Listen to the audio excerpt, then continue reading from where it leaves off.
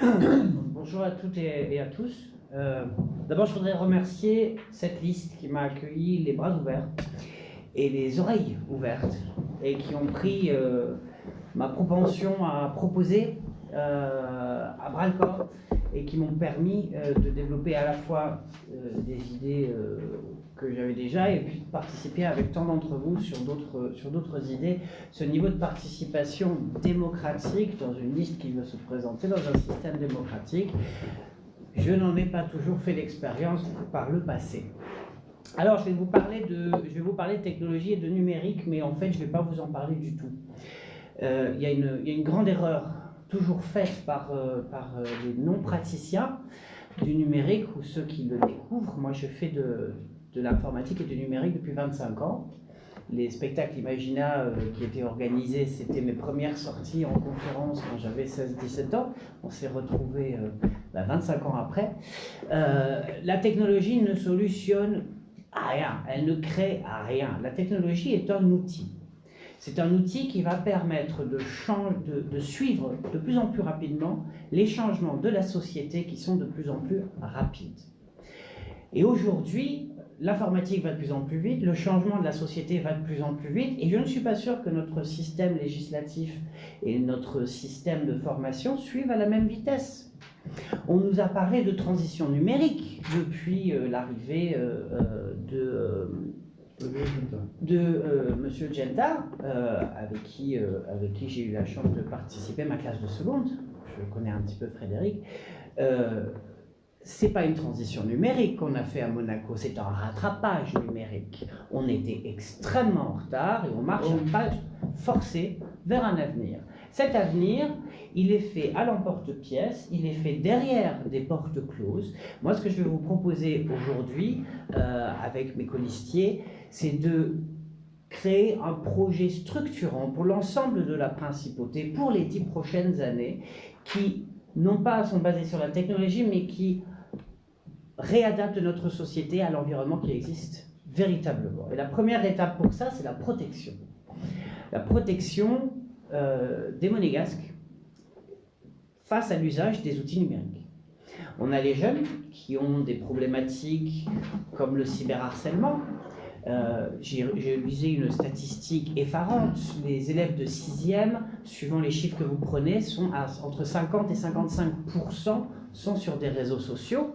Je vous rappelle que les réseaux sociaux sont interdits aux moins de 13 ans, et pourtant 50 à 55% des élèves de 6e, qui ont quoi, 10-11 ans du coup, sont sur les réseaux sociaux. Les formations vis-à-vis des dangers d'Internet doivent être systématiques, elles doivent être tous les ans, elles doivent être pour tous les élèves de tous les âges, avec des contenus adaptés bien entendu, mais il faut aider à mettre en sécurité de façon systématique. Ça, c'est ce que je propose, parce qu'on a des très bonnes associations qui font des interventions, on a des acteurs commerciaux qui font des interventions, mais maintenant, il faut le rendre le système, il faut que ce soit aussi important que d'apprendre à faire une addition. Pour les adultes, on a les mêmes besoins de formation. Le nombre de caractères dans votre mot de passe, qui est le nom de jeune fille de votre grand-mère, avec un 01 derrière.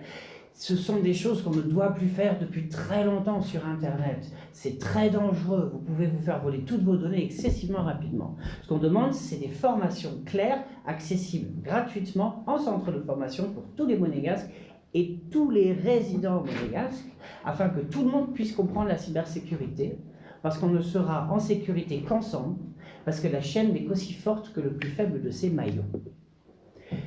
Et puis pour nos aînés, avec la transition numérique et l'accélération du numérique, vous savez, il ne faut pas oublier qu'il y a une quantité non négligeable de retraités qui vont au guichet, pas parce qu'ils ne veulent pas payer par carte, pas parce qu'ils ne veulent pas aller sur Internet, mais parce qu'ils ont envie d'aller voir quelqu'un aujourd'hui et d'avoir un contact humain.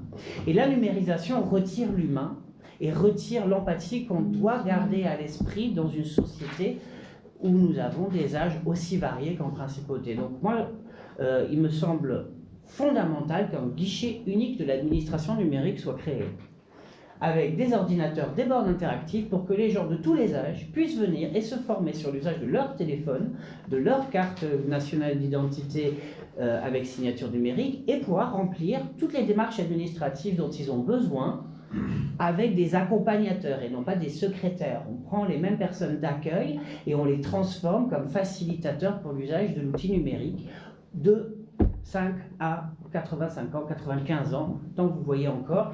Et quand on ne voit pas, bien entendu, avec des outils qui permettent de transcrire en braille, qui devraient être rendus obligatoires sur tous les sites du gouvernement. Nous avons également un problème dans les entreprises, parce que la sécurité des données, pour les nôtres, elles sont aussi dépendantes des entreprises.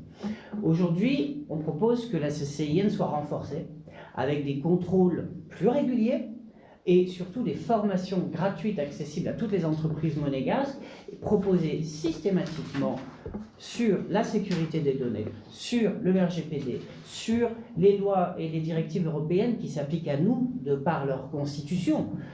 Par exemple, le RGPD s'applique à tous les Européens quand ils viennent sur votre site, donc vous devez l'appliquer. Ce sont des choses qui doivent être expliquées aux entreprises, parce que beaucoup d'entreprises utilisent les outils numériques, mais n'ont pas un juriste en interne pour les aider.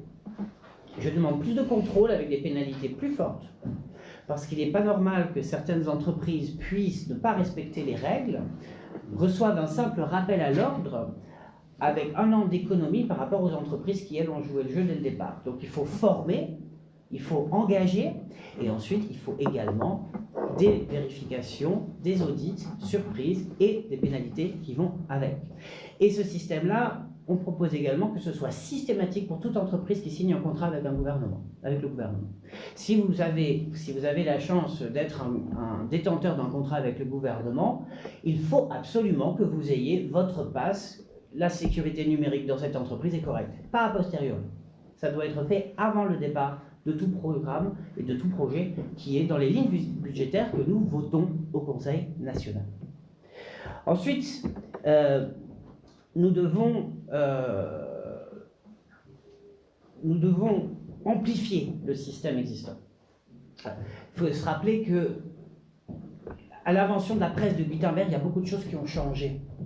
C'était un outil pour résoudre un problème très strict, mais ça a permis par exemple l'apparition du dictionnaire anglais qui n'existait pas. Il a été forcé à être créé de toutes pièces, si mes références historiques sont correctes, parce que il fallait bien imprimer maintenant avec la même langue, puisqu'on allait pouvoir imprimer très vite et très loin. Internet aujourd'hui, c'est la presse de Gutenberg, et on est encore en train d'écrire ce dictionnaire. Et donc, pour pouvoir avoir toutes les idées et libérer toutes les idées que les gens peuvent avoir.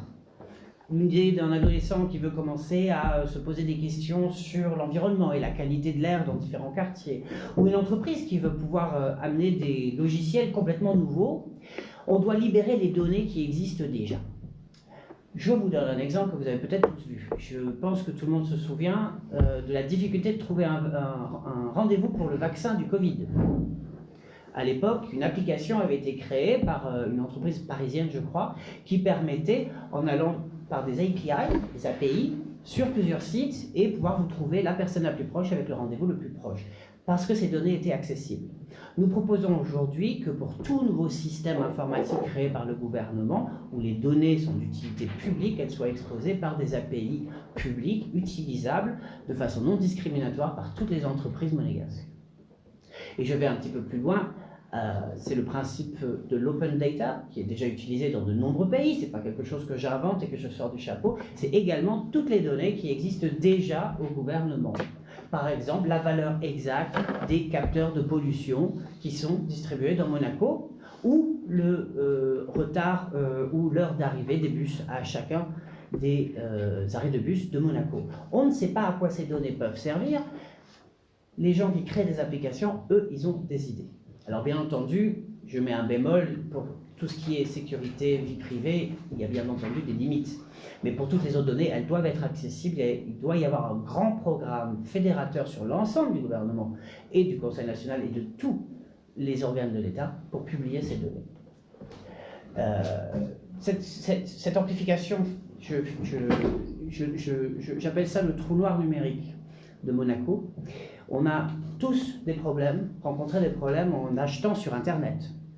Soit Monaco n'est pas dans la liste, soit Monaco est dans la liste, mais apparemment Chronopost ne livrerait pas à Monaco, soit c'est au moment de la vérification de la carte bleue que ça ne fonctionne pas. Bref, Monaco disparaît un petit peu parce que personne dans les grandes entreprises ne pensent que Monaco vaut l'investissement légal pour rajouter dans le contrat, ou simplement l'investissement technique de rajouter dans la liste. Ou peut-être qu'ils ne savent même pas que Monaco existe. Bon.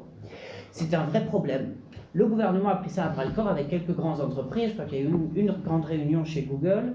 Peut-être y en a-t-il eu chez Apple. Apple étant basé sur le secret, peut-être ça n'a pas été dit. Moi, ce que je propose là, c'est encore une fois quelque chose de beaucoup plus structurant. Une grande campagne de sensibilisation vis-à-vis des entreprises de nouvelles technologies sur l'existence de Monaco, en proposant de l'aide juridique préconditionnée, le guide pour rajouter Monaco à votre site web. Quelque chose d'aussi simple. Et de faire passer ça par tous les réseaux commerciaux qu'on a déjà en place, c'est-à-dire les ambassades, les consulats, les chambres économiques avec qui on a déjà des bonnes relations. Faisons en sorte que Monaco ne soit plus le paria de l'Internet. Faisons en sorte que Cap d'Aille arrête de recevoir, que Beau Soleil arrête de recevoir tous les colis de Monaco parce qu'on a utilisé le code postal de Beau Soleil avec marqué Monaco à côté pour quand même le recevoir. Je vous dis, c'est la petite astuce pour passer outre les erreurs des informaticiens qui, je le reconnais bien volontiers, ne sont pas parfaits. Et je finirai sur la transformation. Parce que la transformation, c'est comment est-ce que notre société se transforme à l'âge du numérique. Et je crois qu'avec les fake news, on a bien conscience maintenant qu'une société ne fonctionne bien que si elle est bien informée. Et pour être bien informé, il faut avoir accès à l'information. Et donc nous proposons un droit ouvert à tous les citoyens, à toutes les personnes morales monégasques, de poser des questions à des services du gouvernement, et sous limite, bien sûr, du respect de la vie privée, du respect de données sensibles pour la sécurité, de recevoir une réponse détaillée obligatoire du gouvernement. Encore une fois, c'est quelque chose qui se fait dans de nombreux pays, mais ça nous permettra d'être mieux informés, de prendre de meilleures décisions et de pouvoir ensuite apprendre à nos enfants qu'ils peuvent faire confiance au monde qui les entoure. Voilà, c'était ma présentation. Très bien.